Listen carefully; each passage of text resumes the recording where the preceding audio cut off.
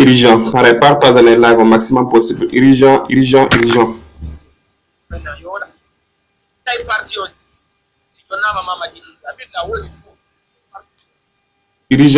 Partage les lives au maximum possible.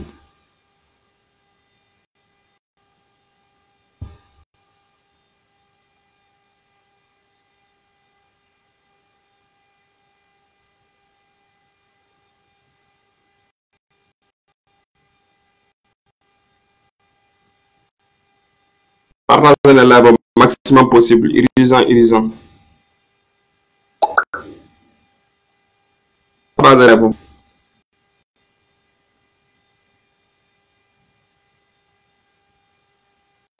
Ray kalamani yiɗɗo alji sellu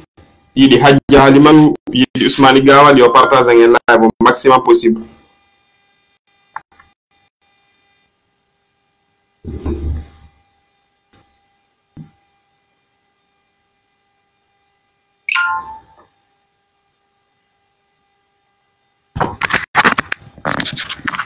Partage en live au maximum possible.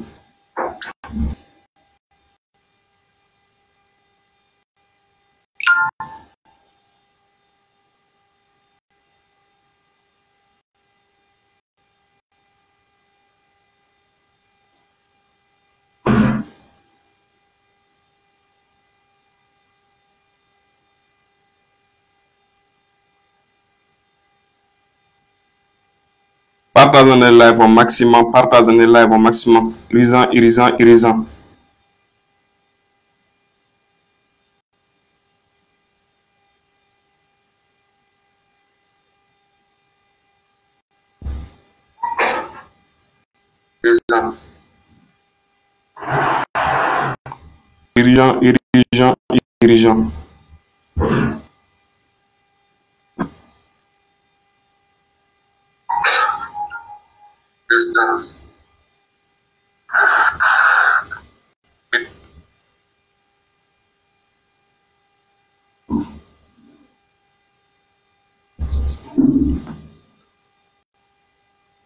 La fala au maximum high score 20 personnes fi kala duda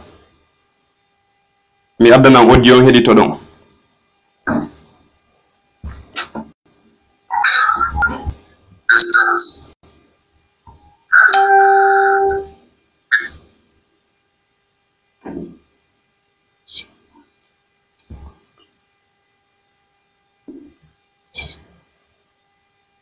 La fala au maximum high score 20 personnes fi kala duda. Fala chante tranquille. Tadbal score. Nande na fi Mamadi Doumbia ande wolde nande ko fi Alaji Sellu fi Koto Lamarana Gongore fi Ousmani Gawal reno ko yewtere woni ko wada hade ko dum hedintinta do ko adi adi kon to partage en live au maximum possible rende harji partage en live yimbe be ngara rende na fi général Mamadi Doumbia ande wolde do.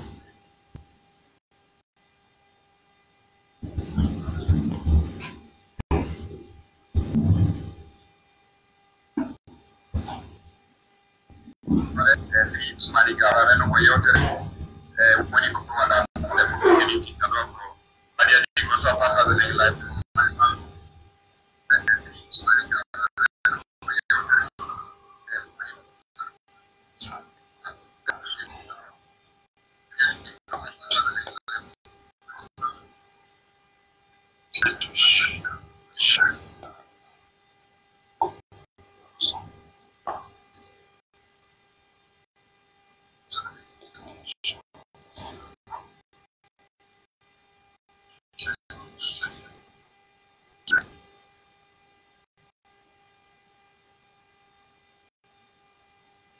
Mas is partage en live au maximum s'il vous plaît. Arrêtez le spectateur ben fandito ko son partage en live on jawi mi yaltina nan audio hedito don. Urgent. Oro min kan mi partage lendo. Ano sai sobe on no yewtede fi sobe on no yewtede dara ko yon sobe ha page on en live on maximum yimbe be ngara. sobe samakala wana gotu reno ngande ko sobe adiendo sobe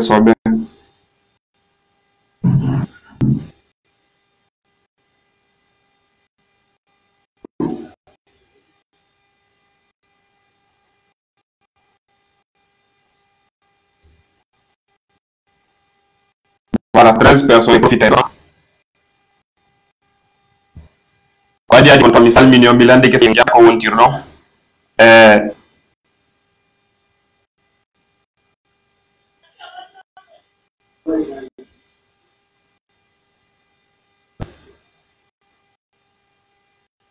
aray ko to la marana gongore no yotere hay c'est très évident ko hetto début à la fin fion burtu fambude on fama donc adi piji buyi on fama donc ko hetto ro hakkil manon kawre jannon kawre donc aray te possible partage on kadi live on fion burtu famde ko woni yeso ko nako woni ba ko woni important ko yeso ko c'est très important.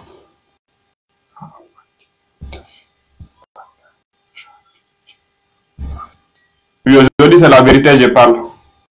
Aujourd'hui c'est la vérité. Fin de tout mars, aujourd'hui c'est la vérité. Pure vérité même. Gongore Alliance Mawne Kawre. Turki Mbebento. C'est donc à la nande audio, une de yon à la nande. Il faut aller au territoire familial. Hakile mone be mawna Kawre be janda Kawre. Be duita berne ma benen be udita no pima benen. Sa famille be fama ondu koko be centola. Be bay puy ko be fama tader mo. Ande famille ka bi on fama e mon kon non ko yaso itata kumpa yaso. Voilà. Siragon ko fere ya IFDG refondation noton ara congrès IFDG wande justice joniti yo congrès wari mais justice on joniti we ni ara yo Ousmane Gawal artire ka parti après parti wala congrès mais non wodi fala be de congrès wara Ousmane Gawal quand même me wawali ramdi. S'il vous plaît, partagez le live au Kyo Live. C'est très important de ne pas gagner à Diendo. On n'a pas gagné à Diendo. Il fallait partager le live au maximum possible. C'est le réseau de ça. Yes, oui, t'es kumba. Badara Khalidi, mais Ousmane Gawal, quand on est pour Moulami, même rencontrer, mais on peut rencontrer des gens.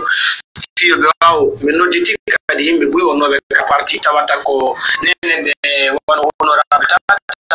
No team bu yum ko fi gawan kon be wa mo intendere parce que si hakkunde ben non dido moji yimbe buy sonjoto parce que hande buy ko ben do woni njulor buy ko ben do woni buy ko no jogi kore ko sabu ben non dido ko kore buy fusa ko parce que famu dangal buri important mais congrès mo congrès o suyo la mo parti so wali andi piji haydina kanko di ko woni wo ko buttu ji quoi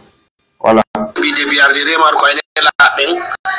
ko wobbe ne la ay jamanu go jamanu basira do na jamanu jidi fu sina famude e piji on tigi mawna e kawre calcula ndara avant ma ko no fecci wona ta ko to tungaynata awata yamde mane faut que musibe e faut ko nji jango tan ko nene goddo babu goddo en sudindirta gonga kan donc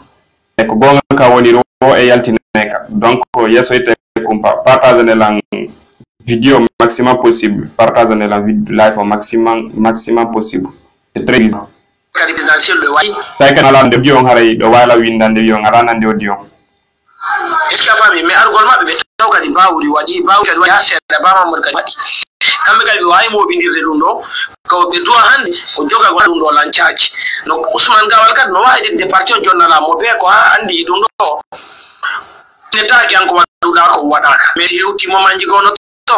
tawai ha ko marda dole maden de lannay fami o tan iyandan aray tangora da ida moja tango hande kadi o parti be bezonake gol tout e bezonake mo diro partage maximum yeso ite kumba famille partage ko jonno me lamu be tanyiri Ousmane Gawal wa wari jonnude parti tango parti opposition wada mo parti mouvance ko dum me bezonne parti édition parce que yimbe jukki mu wadi sacrifice de yimbe maaye mu yimbe soka may mu jawle yimbe perdi mais fala ka o parti mu dum non fo wadi yo ha fi woro woni rano yimbe be gar wada ko hakilma be o parti minana yimbe bono na yo da parti bon wada manan bidu taga do beno mari nafa ci tawno fion présidentielu e gouvernement ngari waaw ye nginno no be werata be yobe créer parti mo la ci yobe jara no est-ce que a famille parce que ko aw tay mawdo wakilaki o wakiliki mais o besoin ni gade wonte parce que le présidentielu ça analyse yande go alliance et collaboration avec cellou dane Ousmane Gawal Thiangel Alpha Boubacar Mala.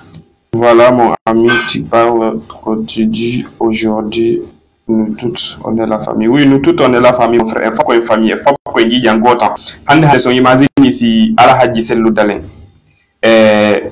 Alhaji Ousmane Gawal hande say be wonti di be woni nen woto be jindiri juude en folle. Hande Ousmane Gawal koton lamarana gongore yaltino be FDC be wan Ousmane Gawal ko wawdo fi politique hande so arti ko parti FDC hande piji buy avancer piji buy wawa avancer andi feno ko Ousmane Gawal wonno ko FDC buy dogonena mo buy harno idno mo buy inay ko gorko suusay kono jibi ko yi kay FDC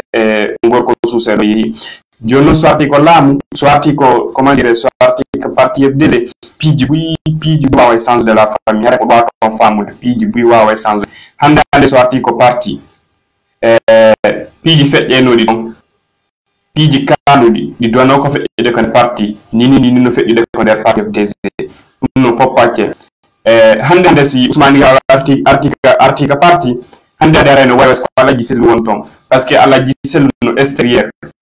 susani arde lagi no yaw ani extérieur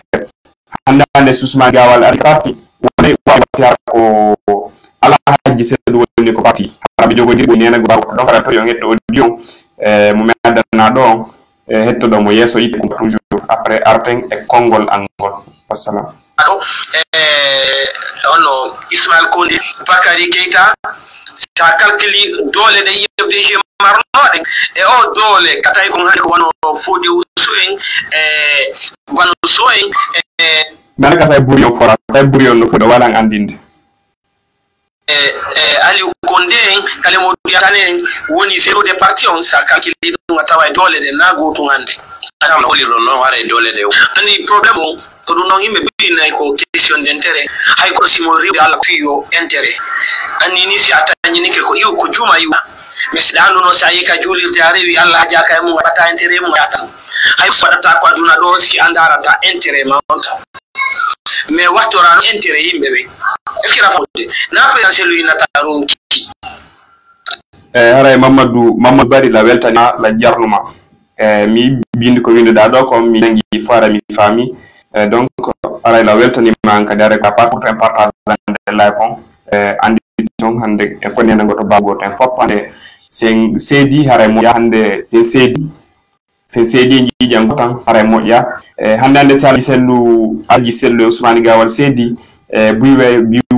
e ko Ousmane Gawal ni to donc hande si Ousmane Gawal te ko der parti wallahi billahi ji buy avancer wonno be way ko boni buy be accay wonno be suudade jender ton goddum ma wada goddum ka der parti der ton hande be Alhaji Cellou ala der ton hande pi buy der ton ara Alhaji Cellou anda donc si Ousmane Gawal arti no fo wawa sans de parti on pour avancer de parti o yara yeso quoi donc dum famo ton partager na live on ara ndapa ga den no ande ko gona voilà fami ko yimbe ben e suto mais deuxièmement en fala wolde do inugol o wata do wayi tagado mo beno wayi go mimi andi tay Bakary Keita tan ko oda son créa seul organise no do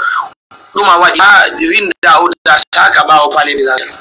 mo bindira no de so sa calculi nyande ko Ousmane Gawal sino defandugol o parti e hande communicant be heddi be ngatawa nagoto sa calculi no tin trésorier parti on no mala jogornomo e hande atawa parti on nagoto sa calculi hankin Alpha Boubacar Massi e hande atawa nagoto est ce que rafonde ko suka inata ko mawdo wawata dum est ce que rafonde ka deuxièmement nay no gol parti on bay yaga Facebook mi bota partage de la bon fio jama on aray yimbe ko wonbe ndar de la fon no fandi sede ti kala sen gani ande wadde la fon yimbe bindare télé wa 10 000 personnes ben dare live on kono ko live do jama do arde be écouta kongol mengol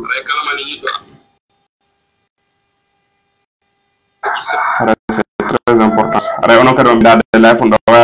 wawe toujours ande kadi de fi wa Facebook coupe en live on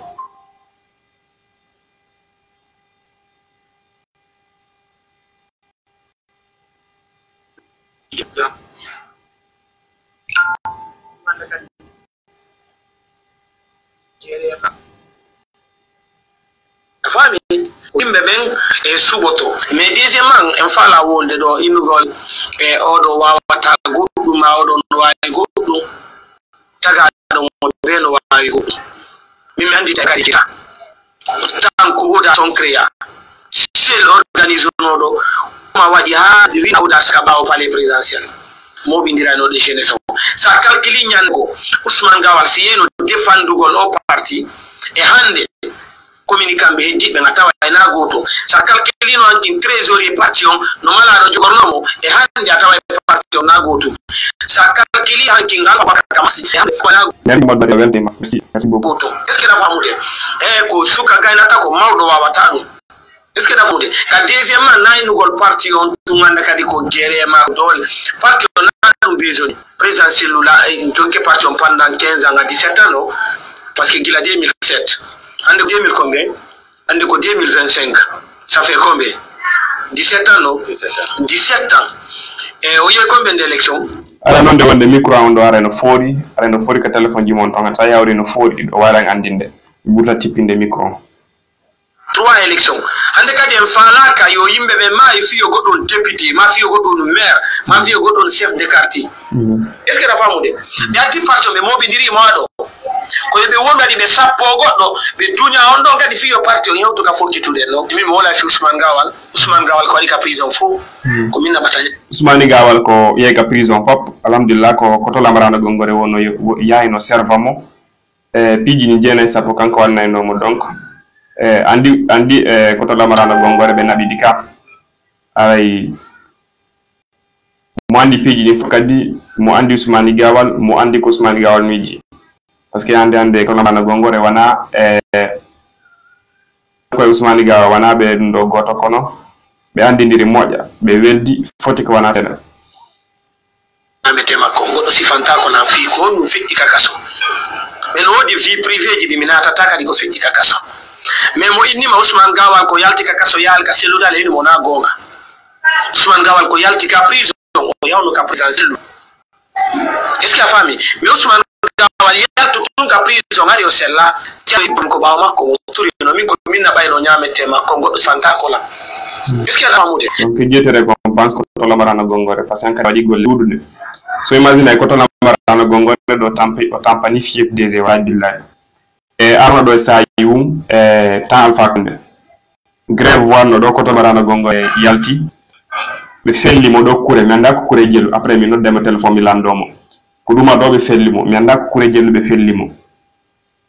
mi anda ko kure jelu be felli mo so yi dum do fop barmi a wata hayide a wata dum ngay publier ka TikTok a wata publier ka duma ka Facebook la jongi day photo mudum so yi wallahi billahi yurmete ko to la marana gongol dum do fo non ko giggol IFDZ ko mo yidi IFDZ yo lamo ko dum tayi yo wadu piji di jena sappo fino IFDZ on dadira parce que kanko no mi yiru no mono kanko ay so mayuno kono yo parti IFDZ on tum hetto gonga quoi mais hette no hetto ko o yeyi France nyaw ko ender ko yo nyawna go kon coup d'état wadi o arti ko la ko noma ono tuno rezankati ami do ka ko iwi France bayta o yalti ko de kaso kanko Ousmane Gawal bayo yi France o wawi nyawdo yaade bandu makko ngetti bayo arti woni ko on noma ka ministre de transport ray wonno ko ay ko alaji sellu dalen jallo o wolani be ko nandi jama dum no fo jama no wolde be wobbe no innude gibi ko yehi ka dum do ko présidence gibi ko yehi ka ministère are wonali ko ari o hiwri Alaji Sellu hara no jama so sikki dum non jama do aka sikko den non na réalité non kala wala non dum don hara yo toni Ousmane Gawal fendo tungo Ousmane Gawal wi en France wari o nomama ministre des transports wonno ko ari hawa hewti Alaji Sellu Dalen Diallo o hunibe lawol indi wondema on nomama ministre ko nandi jabaaw no fo jama hota ko en tant que wala ka kaydi donc wara yo tan mais wada inugol si parti on jogati on saria inugol si lando no dima no mugol fokke wada lettre dawai no dute téléphone na arabi do no mede dawai wolli tude lando ma dum do wadu après c'est le tigi yaltuno remsi pa donc so imagine do Alaji Sellu e Ousmane Gawal be hababe ko jama yutude baawen woni piji gono ton kambe woni saccude piji gono ton be adda ko réseaux sociaux parce que ande sa fala mo wolde do joni fene mo jina dawa yaade télévision be nama entrée ya joda ka télévision wala kala ko falla saccindira piji yoy Ousmane Gawal ma yoy Alaji Sellu ma ya reflète guiné parce que ande yogo ka télé wala ko falla non c'est très facile donc ala jamano do accude saccugol piji gono ton so imagine ande Ousmane Gawal ya Alaji Sellu Dalen wana be haba ha ton ha mais yewtalan ko wonno e kongolo wadi andi ko nette sari parti na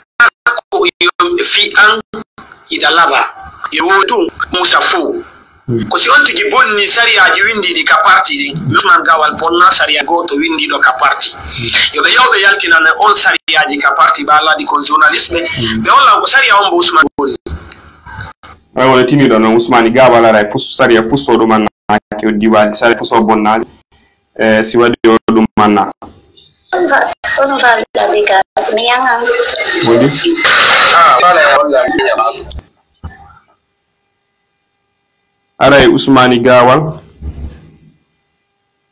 détail jogora ka kaso ma détail ji gonno woniri en natata e dum ko vie privée no parti on parce que ko fala de ngande 19 personnes ligne jama typique